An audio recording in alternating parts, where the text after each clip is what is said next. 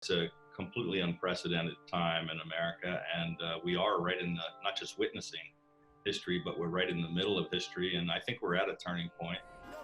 It's unlike anything I've ever experienced in my lifetime, and it's coming in the middle of all these other multiple things going on. You know, it'll be 100 days since we declared a state of emergency in our state. We had our first cases of coronavirus, and we've been dealing with that health crisis and the economic fallout. And now we've got the tragic death of George Floyd and the completely understandable anger and frustration that has boiled up across America. And it's all of these things happening together in a short period of time.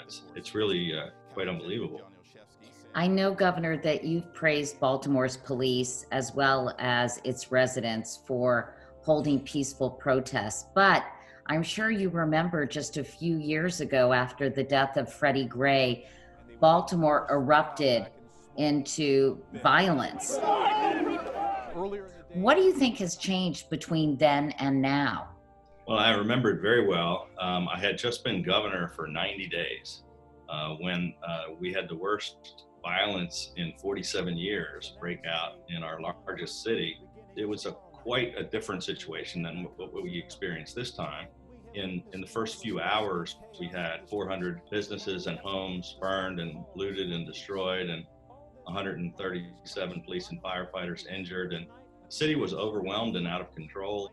We learned a lot from that, and I think 5 years later, we've made a lot of progress, both on the side of the police department and on the community, who said, we don't want to see that violence. We don't want to burn down our own city. I was really proud of the citizens of Baltimore. It was thousands of people came out and peacefully protested.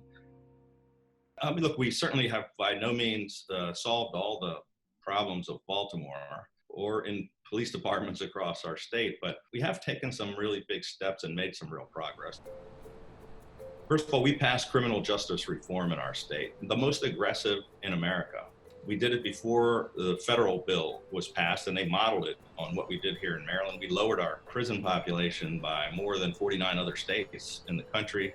We lowered sentences for many different crimes other than violent crimes, which is still a problem. And we, 90% of the citizens in Baltimore want us to get tough on violent crimes. Governor Hogan, as you well know, there have been suggestions for defunding the police, really taking a lot of that money, if not all of it, and investing more in communities, in social services and programs. What do you think of that idea? And do you have any plans to consider it? I think the idea of defunding or reducing funding for police is a terrible idea. We've been able to improve things by investing more in our police, in recruitment, in training, in equipment, try to teach people about de-escalation. We've got a very diverse police department. That's majority minority, and I think they're better equipped, better trained. Body cameras. They spend a lot of time in the community working with folks, and I think it's really helped.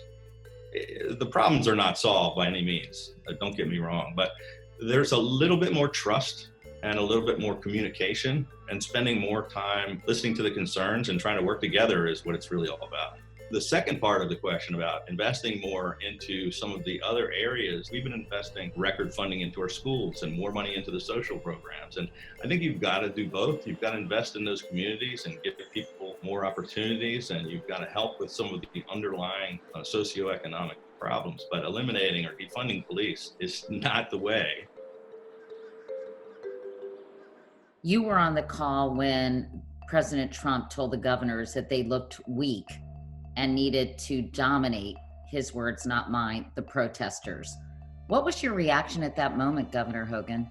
First, I thought that was the wrong way to go about it. I thought it was terrible the way they moved in on those protesters. But to a certain extent, in Baltimore, I don't think you should dominate in the respect of go in there and get physical with the protesters. But in the 2015, my theory was peace through strength. So the city was on fire. The police force was overwhelmed. They were throwing cinder blocks and bricks and injuring police and firefighters.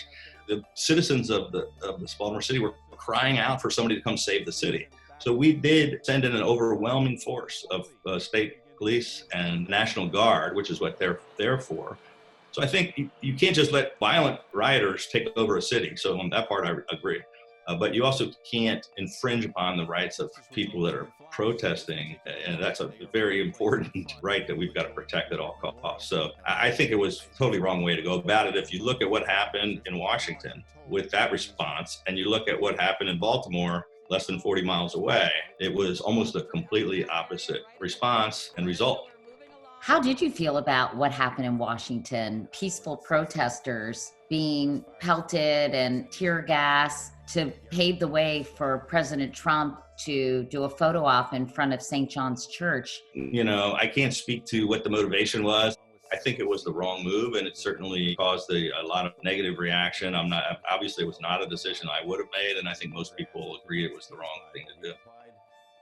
I didn't support the president in the last election, and I have been, as the chairman of the National Governors Association, and for 5 years, probably the most outspoken Republican governor in America, and one of the folks that stands up most frequently tells him when I think he's wrong, both to his face and publicly.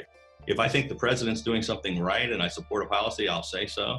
I think the president is doing something wrong. I'm certainly not one of those Republicans who's afraid to come out and speak out against the president. I never have been and never will be. As Maryland continues to reopen, I know you're getting some pressure from businesses to open even further and faster. What are we learning about the virus's spread, and what are you most concerned, not only about reopening, but when it comes to protesting? So on the reopening, we, as chair of the National Governors Association, we kind of wrote a book, gave guidelines. NGA put out a guideline for all the governors about safe and effective reopening. Here in Maryland, we brought together some of the smartest doctors and scientists from across not only our state, but in America, from places like Johns Hopkins and the University of Maryland Medical System. We have a really safe and effective gradual reopening because we need to get our economy back on track, but we've also completely flattened the curve. We've dropped our positivity rate by more than 70%. And we're going to continue to slowly and safely reopen things. It's a balancing act because you want to make sure that you get people back to work, that we help our small businesses, but that we don't cause that spike. And so there's some pressure to reopen, but Washington Post poll just said 85% of the people in our state approve of the job we've done on the reopening. So I'm just going to keep doing it gradually. We are concerned about the protesters. I know that Scott Gottlieb, the former FDA commissioner, said you have about 2.5 times more chance of getting the virus by being out there in those protests. Just a week or two ago, we had 10-person limits on gatherings, and now we have 10,000 people gathering. So we're going to encourage everyone who was involved with those thousands of people to go out and get tested. It's a concern of all the governors across America that we want to make sure people express their frustrations, but we don't want them getting sick and spreading the virus. How concerned are you about the unemployment rate and so many people being out of jobs? I mean, it's still a dire situation. What can you do about that in the state of Maryland?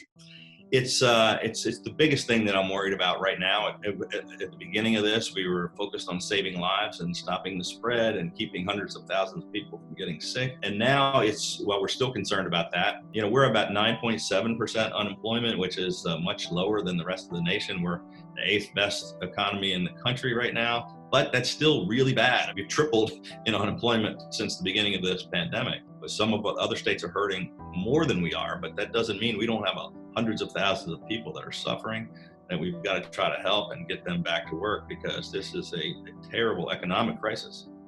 The states stepped up and were on the front lines of this entire battle on the pandemic. We stepped up and took the difficult steps that had to be taken to save lives and to keep people safe. And now the states are going to need the help of the federal government. We're not looking for a bailout. We're not looking for a handout. We're not looking to solve problems that existed long ago. We're looking for the past 90 days of money that we've expended and the shortfalls that we're going to be experiencing as a result of this pandemic. We don't want to be putting tens of thousands or hundreds of thousands of state employees also in those unemployment lines. We don't want to be laying off nurses and teachers and police officers and firefighters and folks like that. In our state, we're doing our best to avoid that, but there's going to be a lot of belt tightening and a lot of things that we'd love to fund that aren't going to be able to get funded.